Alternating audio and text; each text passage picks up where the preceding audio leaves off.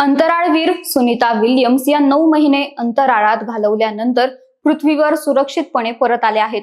भारतीय वेळेनुसार पहाटे 3:30च्या सुमारास त्यांचे स्पेस कॅप्सूल मेक्सिकोच्या आखातात उतरले।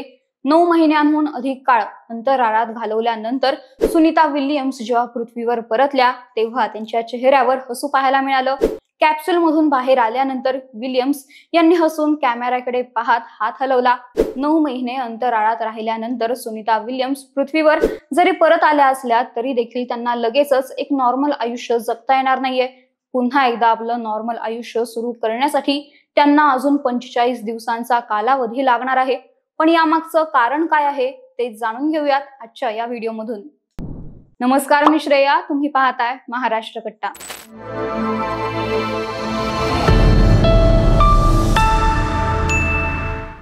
8 दिवसांसाठी गेलेल्या सुनीता विल्यम्स व बुच विल्मोर हे तब्बल 9 महिन्यांनी पृथ्वीवर परतले आहेत। तब्बल 286 दिवस अंतराळात वास्तव्य केल्यामुळे या दोन्ही अंतराळवीरांच्या शरीरात झालेले बदल, त्यांच्या शरीराची झालेली झीज किंवा त्यांच्या शरीरानं अंतराळ स्थानकातील वातावरणाशी जुळवून घेतल्याने त्यांच्या शरीरातील बदललेल्या गोष्टी या सर्व बाबी पूर्वपदावर येण्यासाठी काही काळ लागणार आहे, ज्यासाठी त्यांना नियोजित उपचार घेणं आवश्यक असेल। त्यामुळे सुनीता विल्यम्स व बुच विल्मोर हे पृथ्वीवर जरी परतले असले तरी त्यांना लगेचच पूर्वीसारखं सामान्य आयुष्य जगता येणार नाही।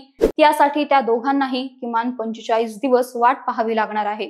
या 45 दिवसांच्या काळात सुनीता विल्यम्स व बुच विल्मोर यांना अक्लामॅटायझेशन प्रोग्राम अंतर्गत तज्ञांच्या देखरेखीखाली योग्य ते उपचार घ्यावे लागणार आहेत। या काळामध्ये या दोन्ही अंतराळवीरांना पृथ्वीवरचं वातावरण आणि सर्वात महत्त्वाचं म्हणजे पृथ्वीचा ग्रॅव्हिटेशन फोर्स व त्यामुळे प्रभावित होणारे त्यांच्या शरीरातील बदल सामान्य परिस्थितीत आणण्यासाठी मदत केली जाईल।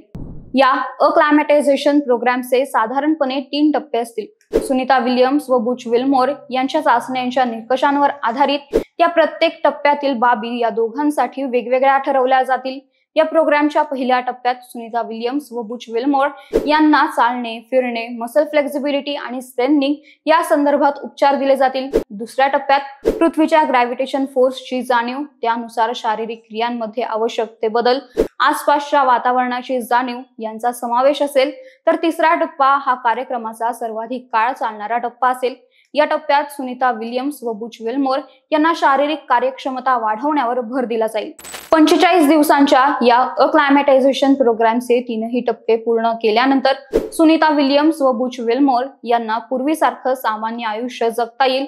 इतक्या मोठ्या काळासाठी पूर्णपणे वेगळ्या वातावरणात वास्तव्य केल्यामुळे या दोन्ही अंतराळवीरांच्या शरीरात झालेले बदल, त्यांच्या शरीराची झालेली झीज, त्यांच्या शरीरानं अंतराळ स्थानकातील वातावरणाशी जुळवून घेतल्याने शरीरात झालेले बदल या सर्व बाबी पूर्वपदावर येण्यासाठी त्यांना उपचार घेणं आवश्यक असणार आहे।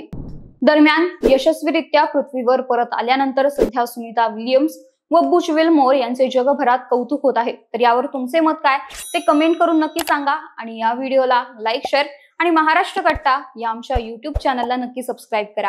धन्यवाद।